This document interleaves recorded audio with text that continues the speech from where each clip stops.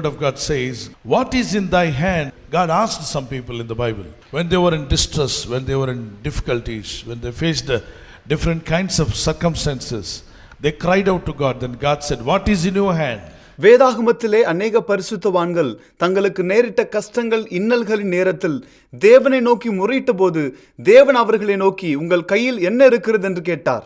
What is in thy hand? உங்கள் கையில் என்ன இருக்கிறது என்று கேட்டார். Then God asked to Moses, தேவன் மோசேவிடம் கேட்டார், Moses, what is in your hand? மோசே உன் கையில் என்ன இருக்கிறது?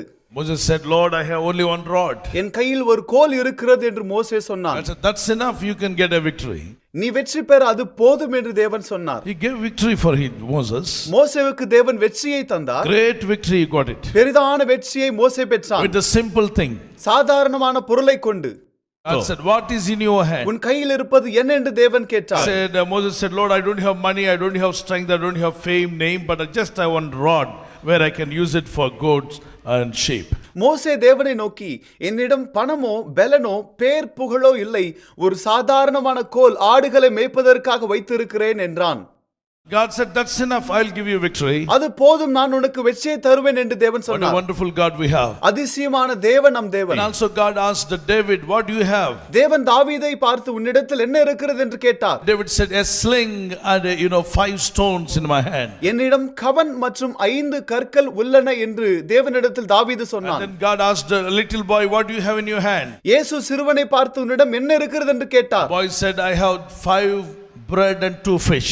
என்னிடம் 5 அப்பங்களும் 2 மீன்களும் இருக்கின்றன என்று சொன்னான். And he asked, what is in your hand, O widow? What is in your hand? ஒரு ஏழை விதவையை பார்த்து உன்னிடம் என்ன இருக்கிறது என்று இயேசு கேட்டார். She said, only I have 2 coins. என்னிடம் 2 பணம் மாத்திரம் உள்ளது என்று சொன்னார். Dorcas, what do you have? தோர்க்காலே உன்னிடம் என்ன இருக்கின்றது? She said, oh Lord, I have only one needle. தேவனே, என்னிடம் ஒரே ஒரு ஊசி மட்டும் உள்ளது. Mother, father, what do you have in your hand? தாய்மார்களே, தகப்பன்மார்களே, உங்களிடம் என்ன இருக்கின்றது? The mother will say, I have a child in my hand. என் கையில் என் மகன் இருக்கிறான். God said, that's enough, I will bless your child. அது போதும், நான் உன் பிள்ளையை ஆசீர்வதிப்பேன் என்று தேவன் சொல்கிறார். Small things, but it makes a big difference. சிறிய காரியங்கள் ஆனால் பெரிய மாற்றங்களை கொண்டு வருகிறது.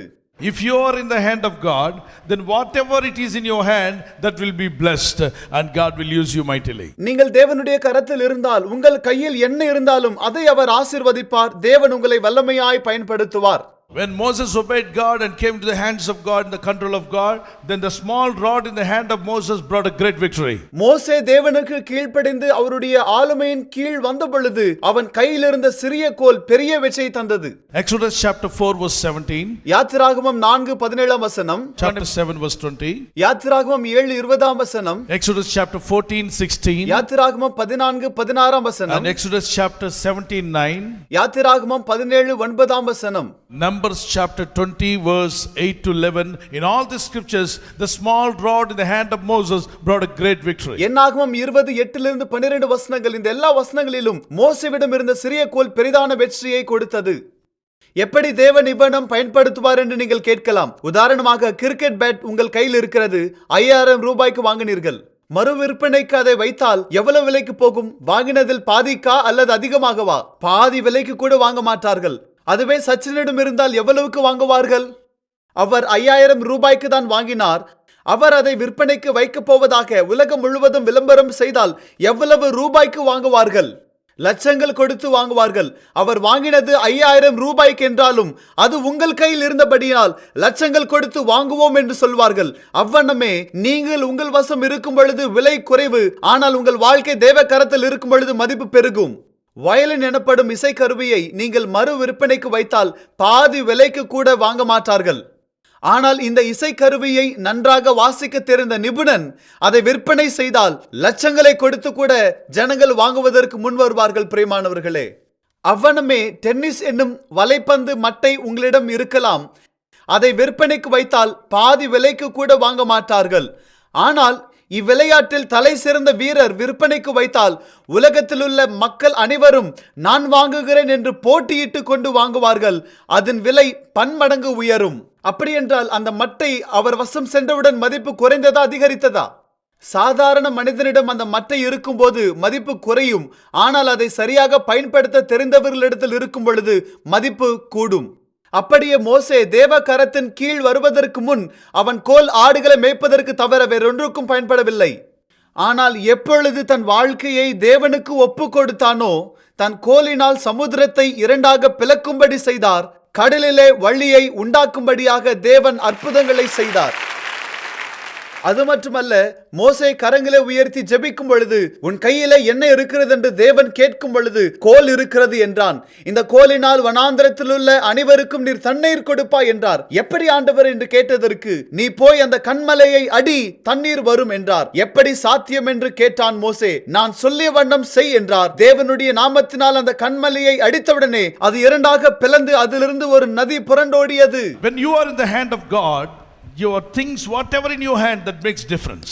நீங்கள் தேவனுடைய கரத்தில் இருப்பீர்கள் என்றால் உங்கள் கையில் என்ன இருந்தாலும் அவைகள் பெரிதான மாற்றத்தை கொண்டு வரும். As long as Moses was in his own control, he was a shepherd, but nothing was happened. மோசே தன் கட்டுப்பாட்டில் இருக்கும் வரை ஆடுகளை மேய்த்துக் கொண்டிருந்தான், வேறொன்றும் செய்ய முடியவில்லை. He was only controlling with his rod only sheep and goats.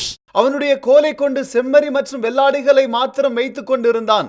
He didn't know the rod in his hand is going to do wonders and miracles. அவன் கையில் உள்ள கோலினால் அற்புதங்கள் அதிசயங்கள் செய்ய முடியும் என்று அவனுக்கு தெரியாது. He never imagined. எப்பொழுதும் நினைக்கவில்லை. He never thought that if he showed his rod, the Red Sea will be divided into two parts. தன் கோலை நீட்டினால் சிவந்த சமுத்திரம் இரண்டாக பிரியும் என ஒரு காலமும் நினைத்ததில்லை.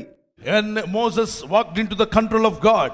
மோசே தேவ கட்டுப்பாட்டில் நடந்தவுடனே Moses said, "Oh God, control me. I'm going to obey your word, Lord." ஆண்டவரே என்னை கட்டுப்படுத்தும், நான் உமக்கு கீழ்ப்படிவேன் என்று சொன்னவுடனே, when he submitted his life to God, அவன் வாழ்க்கையை ஒப்பு கொடுத்தவுடனே wonders happened. அற்புதங்கள் நடந்தது. Wonders happened. அதிசயங்கள் நடந்தது. Same useless rod started doing miracles and wonders. அதுவரை பயன்படாத கோல் அற்புதங்களையும் அதிசயங்களையும் செய்ய துவங்கினது. In front of Pharaoh, God said, Moses, put your rod into the water will turn into blood. பார்வோன் முன்பாக உன் கோலை நீ தண்ணீரிலே போடு, அது இரத்தமாக மாறும் என்று தேவன் மோசேவோடு சொன்னார்.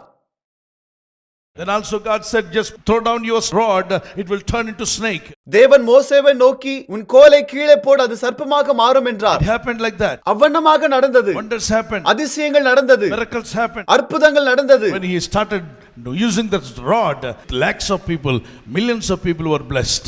அவன் அந்த கோலை பயன்படுத்தின உடனே லட்சக்கணக்கான ஜனங்கள் அவனை கொண்டு நன்மையை பெற்றுக் கொண்டார்கள். A simple small rod did great things. Why? சாதாரணமான கோல் எப்படி மகத்துவமான காரியங்களை செய்தது? Because the wonder of the rod got into the wonder of the universe. That means he came into God's hand. காரணம், இந்த கோலை உடைய மோசே இந்த உலகத்தை படைத்த தேவனுடைய கரத்தின் கீழ் வந்தடைந்தான். For example, if you don't have anything, உங்களிடத்தில் ஒன்றுமில்லை என்று நினைத்துக் கொள்ளுங்கள். you got a lot of financial problems. அநேக பொருளாதார பிரச்சனைகள் இருக்கின்றது. Now you are facing many crises in your life. அநேக பிரச்சனைகளை நீங்கள் சந்தித்துக் கொண்டிருக்கிறீர்கள். You may say, I don't have anything to clear all my debts and problems. என் பிரச்சனைகளையும் கடனையும் தீர்க்க என்னிடம் ஒன்றுமில்லை என்று நீங்கள் சொல்லலாம். So many financial problems I have. பொருளாதார நெருக்கங்கள் இருக்கின்றன. What does the Bible say? வேதாகமம் என்ன சொல்லுகிறது? Come into the control of the God who created universe. இந்த உலகத்தை படைத்த தேவனுடைய கட்டுப்பாட்டிற்குள்ளாக நீங்கள் வாருங்கள். Come, obey God. தேவனுக்கு கீழ்ப்படியுங்கள். Small things what you have, it is going to multiply. உங்களிடம் உள்ள சிறிய காரியங்கள் பெருக்கம் அடையும் என்று வேதம் சொல்லுகிறது. He will multiply it. அவர் அதை பெருக செய்வார். You will surprised to see that. நீங்கள் அதை பார்த்து வியந்து போவீர்கள். For example, one boy came. உதாரணத்திற்கு ஒரு சிறுவன் வந்தான். Jesus said, if you have anything, give it to me. I want to distribute to everyone. உன்னிடத்தில் உள்ளதை என்னிடம் தா, நான் அனைவருக்கும் பங்கிட்டு கொடுக்க போகிறேன் என்று இயேசு கிறிஸ்து சொன்னார். Small boy said, I have only 5 bread and 2 fish. 5 அப்பங்களும் 2 மீன்கள் மட்டுமே உள்ளன என்று சொன்னான். Jesus said, that's enough. What you have, come on, bring it. உன்னிடம் இருப்பது போதும், என்னிடம் கொண்டு வா என்று சொன்னார். Maybe others are thinking, 5 bread and 2 fish is not enough for one man. 5 அப்பங்களும் 2 மீன்களும் ஒருவனுக்கே போதாது என்று பக்கத்தில் இருக்கிறவர்கள் நினைத்திருக்கலாம். How can Jesus multiply into thousands of bread, thousands of fishes, these 5 bread and 2 fish? எப்படி இயேசு 5 அப்பங்களும் 2 மீன்களையும் 1000 அப்பங்களாக 1000 மீன்களாக மாற்றக்கூடும் என்று நினைத்திருக்கலாம். They were thinking it is highly impossible. அது முற்றிலும் அசாத்தியம் என அவர்கள் நினைத்தனர். The small boy said, let me put my 5 bread and 2 fish into the hand of my master, the creator of heaven and earth. ஆனால் அச்சிறுவனோ, நான் இந்த 5 அப்பங்களையும் 2 மீனையும் என் தேவனும் இவ்வுலகத்தை சிருஷ்டித்த என் எஜமானுடைய கையில வைக்க போகிறேன் என்றான். Jesus took that bread. இயேசு அந்த அப்பங்களை எடுத்தார். Simple 5 breads. சாதாரண 5 அப்பங்கள். He broke it. அவைகளை பிட்டார். And he said, give it to everyone. அனைவருக்கும் கொடுக்க சொன்னார். and everybody said satisfied, and they went back to home. Not just one or two, 5,000 men and so many women and children. Everybody were fed by this 5 bread and 2 fish. 5000 புருஷர்களும் அதற்கு மேற்பட்ட பெண்களும் சிறு பிள்ளைகளும் சாப்பிட்டனர். அனைவரும் இந்த 5 அப்பங்களும் 2 மீன்களையும் கொண்டு போஷிக்கப்பட்டனர். As long as that 5 bread was in the hand of the small boy, nothing happened. 5 அப்பங்களும் 2 மீன்களும் அச்சிறுவன் கையில் இருந்தவரை ஒன்றும் நடக்கவில்லை. They were not multiplied. அவைகள் பெருகவும் இல்லை.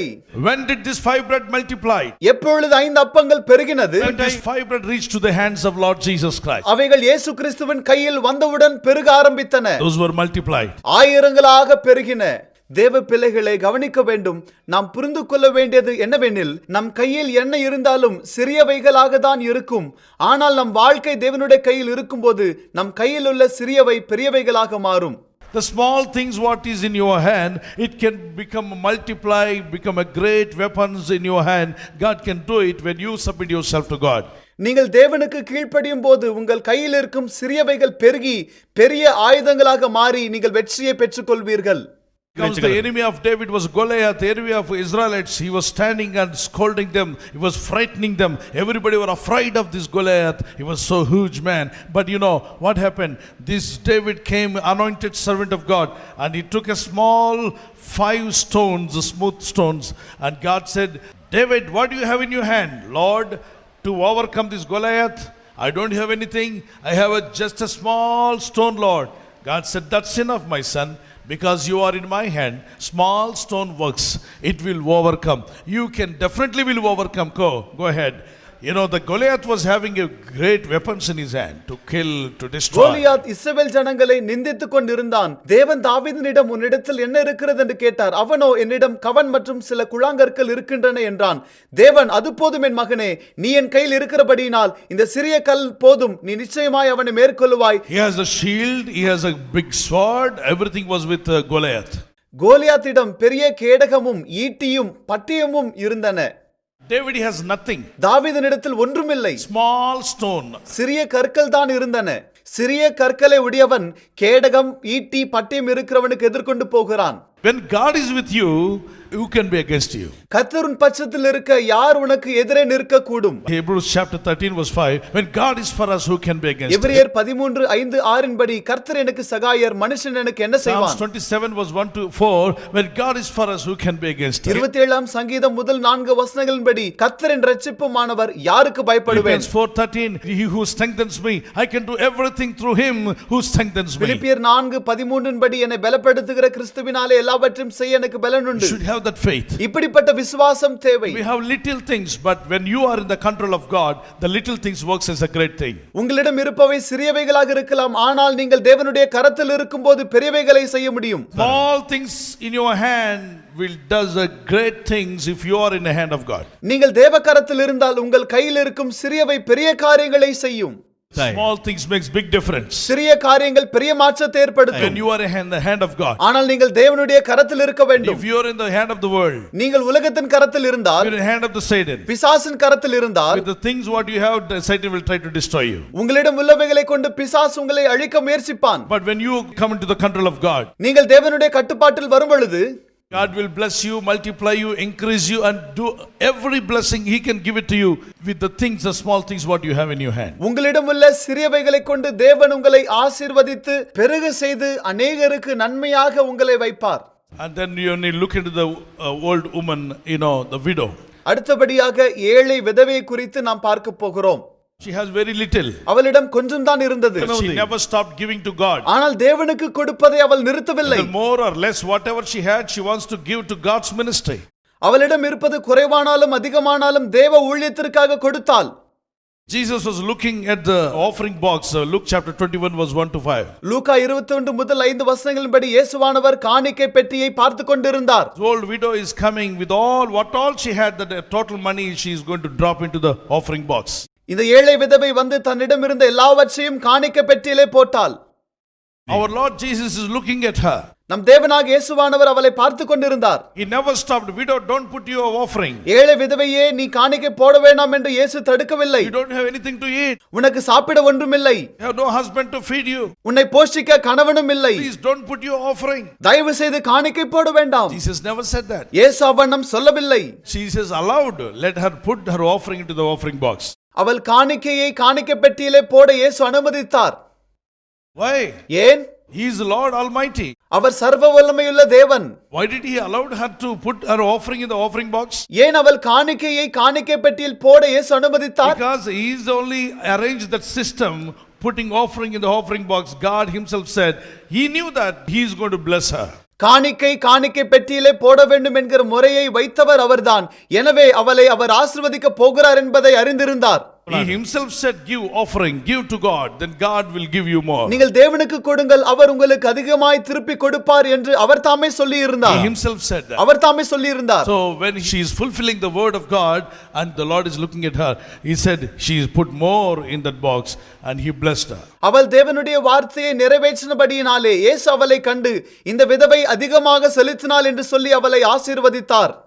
லூக்கா எழுதின சுவிசேஷம் 21 அதிகாரம் முதல் 2 வசனங்கள். ஒரு ஏழை விதவை அதிலே 2 காசை போடுகிறதையும் கன்று இந்த ஏழை விதவை மற்ற எல்லாரை பார்க்கிலும் அதிகமாய் போட்டாள் என்று மெய்யாகவே உங்களுக்கு சொல்லுகிறேன். அவர்கள் எல்லாரும் தங்கள் பரிபூர்ணத்திலிருந்து எடுத்து தேவனுக்கென்று காணிக்கை போட்டார்கள். இவளோ தன் வறுமையிலிருந்து தன் ஜீவனத்துக்கு உண்டாயிருந்ததெல்லாம் போட்டுவிட்டாள் என்றார். இந்த நாளிலும் கூட உங்கள் வாழ்க்கையில் என்ன காரியமா இருந்தாலும் ஜெபத்தில் வையுங்கள். So whatever it is, a small thing in your hand, God can multiply into wonderful things.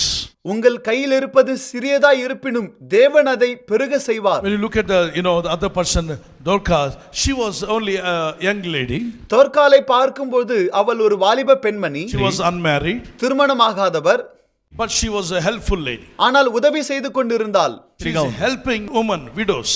அங்கிருந்த ஆதரவற்ற விதவைகளுக்கு அவள் உதவி செய்து கொண்டிருந்தாள். Acts chapter 9 verse 36 to 43, she used a needle to stitch and arrange cloths for all widows. அப்போஸ்தலர் நடபடிகள் 9:36 43 படி அவள் ஊசியை பயன்படுத்தி விதவைகளுக்கு தேவையான உடைகளை தைத்துக் கொண்டிருந்தாள்.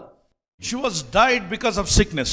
வியாதி நிமித்தம் அவள் மரித்து போனாள். All these widows started crying. விதவைகள் எல்லாரும் அழ ஆரம்பித்தார்கள். They told to Peter, man of God, our widow, the young lady died. She was helping us a lot.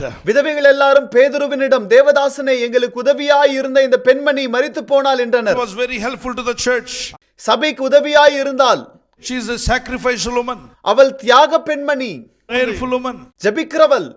This young lady died. வாலிப பெண்மணி மரித்து போனாள். Because widows all started crying, then the apostle Peter said, you all pray, I will also pray. அப்போஸ்தலனாகிய பேதுரு அழுகின்ற விதவைகளை பார்த்து, நீங்களும் ஜெபியுங்கள், நானும் ஜெபிக்கிறேன். So he also asked, oh God, will you give back her life in Jesus' name? தேவனே, இயேசுவின் நாமத்தினால் இவளுக்கு திரும்ப ஜீவனை தாரும் என்று வேண்டிக் கொண்டான். Father in heaven, will you send back her life? பரலோக தேவனே, அவள் ஜீவனை திரும்ப அனுப்பும் என்றான். Many are crying for her. அநேகர் அவளுக்காக அழுகின்றனர். Her ministry is there still. அவள் செய்ய வேண்டிய ஊழியம் இன்னும் இருக்கின்றது. She is a helping lady. அவள் உதவி செய்பவள். You please send her spirit again. அவள் ஜீவனை திரும்ப அனுப்புவீராக. Then God said, I am going to rise her. தேவன் சொன்னார், நான் அவளை திரும்ப எழுப்ப போகிறேன். Peter got so much great joy. பேதுரு மிகுந்த சந்தோஷம் அடைந்தான். Peter said, பேதுரு சொன்னான், oh, in the name of Jesus, Dorcas, let your life come back and rise up now. இயேசுவின் நாமத்தினாலே தோர்காலே, நீ ஜீவனை பெற்று எழுந்து நில் என்றான். Suddenly her spirit came back. உடனே அவள் ஆவி திரும்ப வந்தது. Dead body stood up. மரித்த உடல் எழும்பி நின்றது. Miracle happened. அற்புதம் நடந்தது. Book of Acts chapter 9 verse 36 and 43. அப்போஸ்தலர் நடபடிகள் 9 அதிகாரம் 36 43 வரை. What is in your hand? She said, only needle, Lord, but I used for ministry. She used a small needle for ministry. தோர்காலிடம் வெறும் ஊசிதான் இருந்தது. ஆனால் அவள் அதை தேவனுடைய ஊழியத்திலே பயன்படுத்தினாள். The family, when God asked the parents, you should say, oh Lord, I have children, I'll give to God's ministry. குடும்பத்தில் இருக்கிற பெற்றோரை பார்த்து, உங்களிடம் என்ன இருக்கிறது என்று தேவன் கேட்பார் என்றால், என் பிள்ளைகள் இருக்கின்றார்கள், ஊழியத்திற்கு அவர்களை தருகிறேன் என்று சொல்ல வேண்டும். Use my children as an instrument in your hand. என் பிள்ளைகளை உம் கையில் வல்லமையான பாத்திரமாய் பயன்படுத்தும். உங்கள் பிள்ளைகள் விஷயத்தில் அவனம் ஜெபியுங்கள். அவர்கள் பொறியாளர்கள் ஆனாலும் மருத்துவர்கள் ஆனாலும் தேவனே அவர்களை பயன்படுத்தும் என்று ஜெபியுங்கள். Next, when God asked the preacher, what do you have in your hand? You should say, I have a Bible. தேவன் பிரசங்கியாரை பார்த்து, உன் கையில் என்ன இருக்கிறது என்று கேட்டால் என் கையில் வேதாகமம் உள்ளது ஆண்டவர் என்று சொல்ல God வேண்டும். will use that Bible to save people. தேவன் வேதாகமத்தை பயன்படுத்தி அநேக ஆத்துமாக்களை ரட்சிப்பார். Hallelujah. Hallelujah. The next one, when God asks the Christian, what do you have in your hand? Then you should say, Lord, I got a privilege, opportunity and obligation to go to the church, to worship God, to honor God, to glorify God, to give offerings to God. ஒரு கிறிஸ்துவனை பார்த்து உன் கையில் என்ன இருக்கிறது என்று தேவன் கேட்டால், ஆண்டவரே, சபைக்கு போய் உம்மை ஆராதிக்க, கனப்படுத்த, மகிமைப்படுத்த, காணிக்கை செலுத்த எனக்கு பெரிய பாக்கியம் கிடைத்திருக்கிறது என்று சொல்ல வேண்டும். What you can do, do it for God, and what you cannot do, God will do it for you. உன்னால் என்ன செய்ய முடியுமோ அது தேவனுக்காக செய்யும் பொழுது, உங்களால் என்ன செய்ய முடியாதோ அது தேவன் உங்களுக்காக செய்வார். When you pray like that, நீங்கள் அப்படி ஜெபிக்கும் பொழுது things will change. காரியங்கள் மாற்றமடையும். Small things in your life that will do great difference. உங்கள் வாழ்க்கையில் உள்ள சிறியவைகள் பெரிய மாற்றத்தை கொண்டு வரும். Small things makes big difference. சிறியவைகள் பெரிய மாற்றத்தை தரும். How many of you believe God will use you? தேவன் உங்களை பயன்படுத்துவார் என்று எத்தனை பேர் How விசுவாசிக்கிறீர்கள்? many say, Lord, whatever I in my hand, I'll put it in your hand. Lord, I'm coming to your control. ஆண்டவர் என் கரத்தில் என்ன இருந்தாலும் அதை உம் கையில் வைத்து உம் கட்டுப்பாட்டில் வருகிறேன் என்று எத்தனை பேர் சொல்ல முடியும்? Lift up your hand and take a decision now. உங்கள் கரத்தை உயர்த்தி இப்பொழுதே ஒரு தீர்மானம் எடுங்கள். Jesus, இயேசுவே, I want to be controlled by you, Lord. நான் உம்மால் இயக்கப்பட வேண்டும் ஆண்டவரே. Holy Spirit, you control me. பரிசுத்த ஆவியானவரே என்னை இயக்குவீராக. God Almighty, சர்வவல்ல தேவனே, I know you will do a great things in my life with the small things what I have. என் வாழ்க்கையில் உள்ள சிறியவைகளை கொண்டு நீர் பெரிய காரியங்களை செய்வீர் என்று நான் அறிவேன். Bless me, God. என்னை ஆசீர்வதியும். Bless my life, Lord. என் வாழ்க்கையை ஆசீர்வதியும். Anoint me, Jesus. என்னை அபிஷேகியும். Use me for your glory. உம் மகிமைக்காக The பயன்படுத்தும். small things what I have, I know that you are going to make it a great job, great blessings.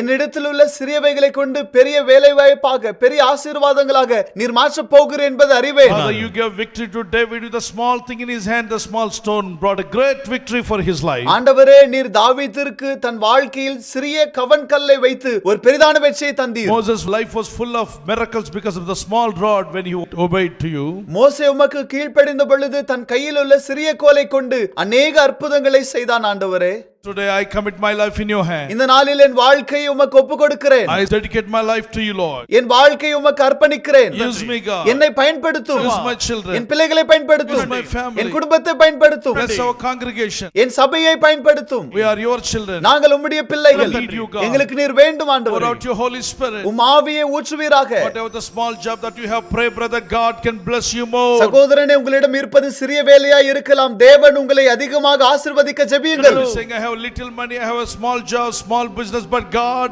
if you obey God, God will lift you up. உங்களிடம் சொற்ப பணம், சிறிய வேலை, சிறிய தொழில் இருக்கலாம்.